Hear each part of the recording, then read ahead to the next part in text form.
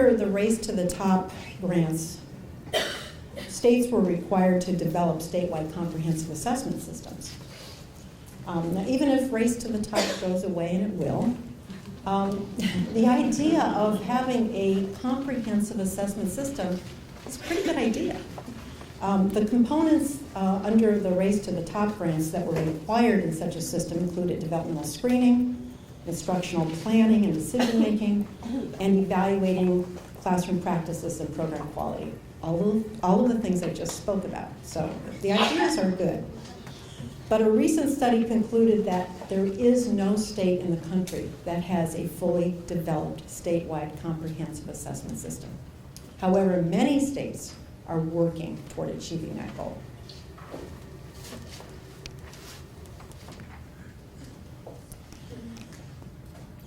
Child assessment is perhaps the central component of any comprehensive assessment system, along with classroom and program quality.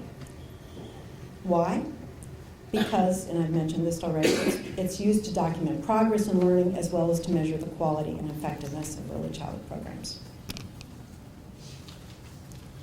But states face a number of challenges, I think significant challenges, in their efforts to build these comprehensive assessment systems. And let's consider some of those. At the program level, states face the limitations of existing methods and approaches, including the use of assessment tools that were not designed with the population of young, diverse learners in mind. And in particular, there is a lack of appropriate tools and methods for very young children, infants and toddlers, and children from diverse linguistic or cultural groups. Many of our current assessments were not normed on these diverse populations. Children with learning or behavioral problems and children with disabilities. This represents our diverse learners in early childhood, right? And we need to assess all of the children. And so we face real challenges in assessing these children appropriately. In some cases, the lack of tools, the appropriate tools, is compounded by policies, such as requiring that children be assessed and instructed only in English and not in their home language, or by not providing alternative assessments and other accommodations for children with disabilities. Another challenge, lots of confusion about which measures to use for different purposes and who should administer them. And I think this confusion permeates all levels of our field, honestly. You know, it's not just teachers who are confused. I think administrators are confused. People at the state level and researchers are sometimes confused.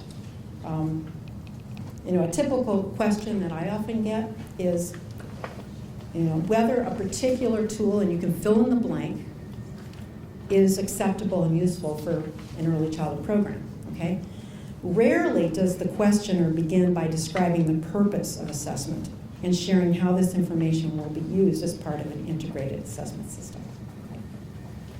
So to get the nuance of that, rather than starting with the tool, this is where we often start with. What about, I learned about this new tool and you're going to really want to use it. We really need to start with what are we trying to learn about children? And then the tool will follow. Okay, another challenge. The absence of professional development on child assessment in our field is a significant challenge as states build comprehensive assessment systems, because it's not going to be sufficient to have a really elegant assessment system unless provisions are made to ensure that the early childhood workforce has the knowledge, skills, and competencies to use the system in the way it was intended. So we need professional development as part of our pre-service training and continuing education, and we need ongoing supports for implementation as well. Another challenge, I think professionals and practitioners at all levels lack guidance in how to engage families and others in the assessment process. Families should be considered key partners. We need to have effective ways of communicating with them when we are assessing children, and to really involve them, not just at the point at sharing the results with them, but at every stage of the process. If we're at the referral stage, that's where we generally learn about concerns from families.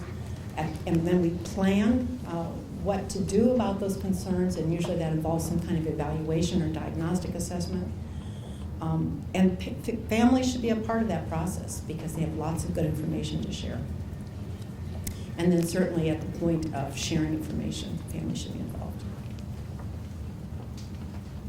And then finally, there are many other challenges, but I'm just trying to highlight the big ones. There are so many different early childhood agencies and initiatives, and you know this: Head Start, public pre-K, early childhood special ed, state quality rating and improvement systems, Race to the Top, preschool development grant, on and on and on, all with different requirements related to assessment, okay? These competing demands may deter rather than support efforts to build integrated assessment systems. And just imagine how confusing it can be to parents and teachers. Okay, so I'm finally getting to the purpose. That was just the warm-up. So today's purpose is really to consider recommended child assessment practices within comprehensive statewide assessment systems. There's other information related to program and classroom quality assessment that we could talk about, but today we're just going to focus on the child assessment piece of that because, as I said, I think it's central to any comprehensive assessment system. But maybe for your next gathering, you could focus on that topic, program and classroom quality.